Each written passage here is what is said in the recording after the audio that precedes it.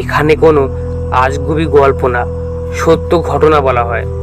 আপনাদের যে ঘটনাগুলো শোনানো হয় সেটা আমার বা আমার আশেপাশের কারোর সাথে ঘটে যাওয়া। তাই আজকের ঘটনা এক নারায়ণ নামের ছেলের সাথে ঘটেছে। তাহলে আজকের গল্প শুরু করা যাক। আজকের গল্প তেপান্তরের বিভীষিকা। সম্পূর্ণ ভূমিকায় আমি কৌশিক।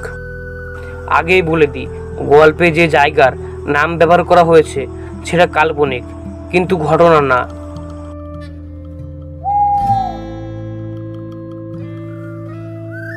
যেমন একটা ভুল সবার জীবনে একটা শিক্ষা এনে দেয়, তেমনই এনে দেয় মহাবিপদ।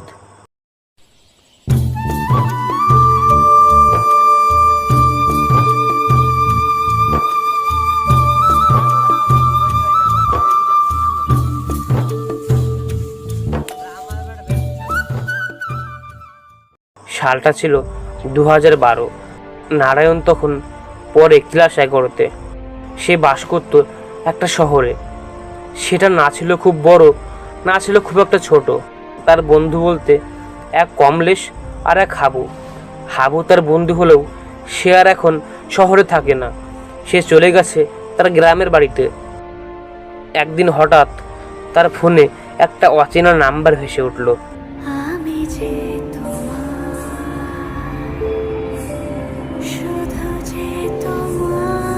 ফোনটা ধরে সে বলল, হ্যালো, কে?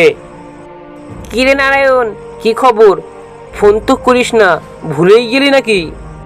শালা হাবু, এতদিন পর তোর মনে পড়লো? না রে, তোর নাম্বারটা হারিয়ে গিয়েছিল, কাল খুঁজতে খুঁজতে পেলাম। শোন, সামনে রবিবারে আমার বোনের বিয়ে, তুই আর কোমল চলে আসিস।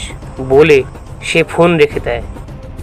সারা জীবন কমলেশকে হাবু কমল বলেই ডাকে। এখন বাজে রাত 7:30। একটু আগে নারায়ণ ট্রেন থেকে নামলো। এখন নারায়ণ বসে আছে প্ল্যাটফর্মের একটা চেয়ারে। বাইরে ঝমঝম শব্দ করে বৃষ্টি পড়ছে। এখন রাত 9টা। নারায়ণ প্ল্যাটফর্মের পাশের একটা দোকান থেকে ছাতা কিনে হাঁটতে শুরু করেছে। চারিপাশে ফাঁকা, মাঝে মাঝে বৃষ্টির ফোঁটা গাছের পাতা থেকে ছাতার উপরে পড়ছে। সেই শব্দ মনে হচ্ছে কে যেন পিছনে পিছনে হেঁটে আসছে। আশেপাশ থেকে ভেসে আসে অজস্র ব্যাঙের শব্দ। সব কিছু মিলে যেন একটা ভয়ঙ্কর রাত। হঠাৎ একটা শব্দে নারায়ণের ঘোরটা একটু কাটিয়ে দেয়। শব্দটা একটা লোকের। ভালো করে শুনে সে বুঝতে পারে কেউ যেন তার নাম ধরে ডাকছে, কিন্তু এই প্রত্যন্ত গ্রামে তাকে কে চেনে? এই আঁধারি অন্ধকারে একটা লোক তার দিকে এগিয়ে আসে। হঠাৎই নারায়ণ বলে ওঠে, তুই এখানে? তুই না কাকা কাকিমার সাথে দার্জিলিং গিয়েছিলি? সে কোনো কথা না বলে সামনের দিকে চলতে শুরু করে। মাঝে মাঝে তাকে দেখে সে বলে, কিরে কমলেশ, তুই কার সাথে কথা বলিস? কমলেশ তার কথার কোনো জবাব দেয় না।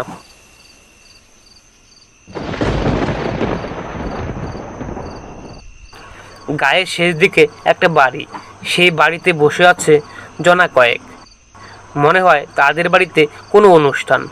সেখানে একটা ছেলে বারবার কাকে যেন ফোন করছে। এতক্ষণ হয়ে গেল, নারায়ণ তো এখনো এলো না।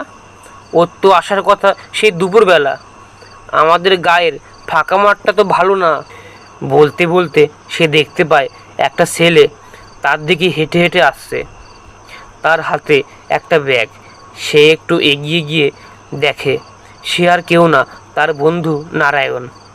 কিরে, তোর আসতে এত দেরি হলো কেন? আর বলিস না, ট্রেন লাইনে একটা গাছ পড়েছিল, তাই ট্রেন আসতে একটু লেট হয়েছে। কমলেশটা আবার কোথায় গেল?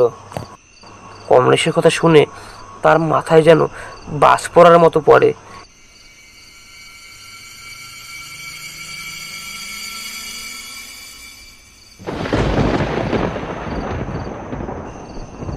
সে কথা বলে না, তাকে বাড়ির ভিতরে নিয়ে যায়।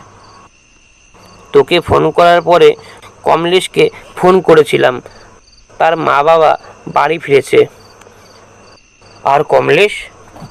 দার্জিলিংয়ে সাপের কামড়ে তার মৃত্যু ঘটেছে। নারায়ণ কিছু ভাবতে পারে না, এটা কি করে সম্ভব। কমলেশ তো তার সাথেই আসলো, কিন্তু সেটা কি তার চোখের ভুল? এটা ভেবে সে অজ্ঞান হয়ে পড়ে। সে জানতে পারে এই ফাঁকাটা ছিল তেপান্তরের মাঠ। এই নামটা সে আগেও শুনেছে হাবুর কাছে। শেষ হলো আমাদের আজকের গল্প, তেপান্তরের বিভীষিকা। সম্পূর্ণ ভূমিকায় আমি কৌশিক। এই গল্পটি সম্পূর্ণভাবে সত্য ঘটনা।